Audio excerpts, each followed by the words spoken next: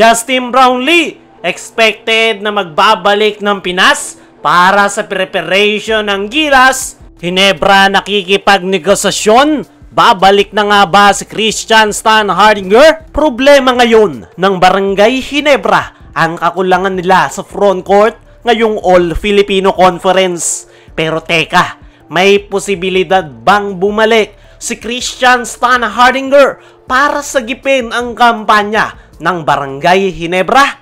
Ayon sa mga source, may negosasyon na raw sa pagitan ng SMC at ni Stan Hardinger para mag-unretire. At ang pinakamatunog na destination nito, syempre, Barangay Ginebra. Ngayong All-Filipino Conference, hirap na hirap ang Ginebra sa kanilang big man position. Hindi nga malaman kung may injury ba o wala si Japet dahil sa kanyang napakapangit na performance. Kaya naman, kulang sila sa reliable big man na kayang makipagsabayan sa malalakas na teams gaya ng San Miguel Beermen.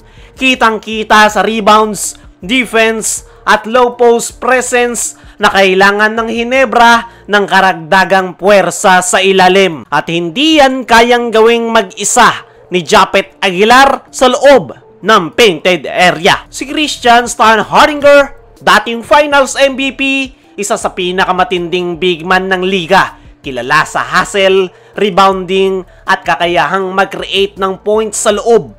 Hindi lang siya scorer, energizer din siya ng team. Sa sistema ni Coach Tim Cone, lalo na sa triangle offense, perfect fit siya dahil sa basketball IQ at kanyang unselfish plays. Alam ng mga fans at coaching staff na kapag nariyan si Christian ay ibang level ang Ginebra. Pero nagkaroon nga ng malabong ugnayan etong si Sistan at Coach Tim Cone na naging dahilan ng kanyang pagkakatrade sa Terra Firma. At yung dahilan, miscommunication. Nabanggit ni Coach Tim na gusto raw ni Sistan na maglaro sa ibang sistema. Kaya nila ito 18 raid. Nag-respond dyan si Sistan na matagal na daw niya yung sinabi at nagbago raw yung kanyang isip noong nakapag-blend na ito sa sistema at sa kanyang mga teammates. At noong mapunta sa Terra Firma ay ilang games lang yung nilaro ni Sistan at inanunsyo na nito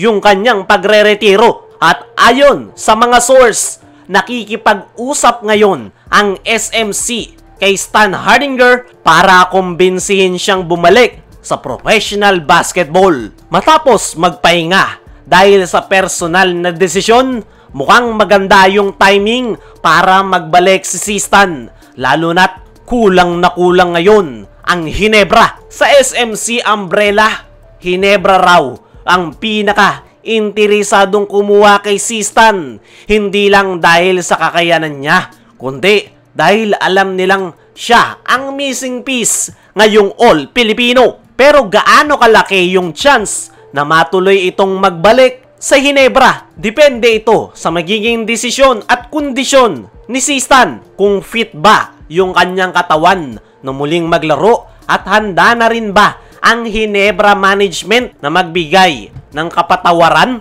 dahil sa nangyaring miscommunication na nagresulta kung bakit siya itinrade noon ng Barangay Ginebra. Kung sakali mang bumalik si Sistan, malaki ang mababago. Mas magiging matatag yung depensa nila sa loob ng painted area at mas magiging malakas yung kanilang opensa sa ilalim dahil meron ng makakatuwang si Japet Aguilar. Kung mangyayari yan, mas malaki yung chance ng Ginebra na makabalik ng finals ngayong All-Filipino. At para sa mga fans, sila ang pinakapanalo dahil isa si Sistan sa pinakamahal ng mga kabarangay. Dumako naman tayo dito sa kabilang balita. Justin Brownlee, expected na magbabalik ng Pinas para sa preparation ng Gilas this upcoming FIBA Asia. Kahapon nga mga chong ay pumutok yung magandang balita patungkol kay Justin Brownlee na walang ibinabang suspension ang FIBA sa nasabing import. Ibig sabihin nga lang niya ng mga chong ay makapaglalaro si Brownlee sa ating national team this upcoming FIBA Asia. At ngayon na cleared na makapaglaro si Justin Brownlee ay ayon sa ating mga trusted source ay ine-expect na magbabalik ito sa Pilipinas sa mga susunod na linggo bilang parte ng preparation this upcoming FIBA Asia.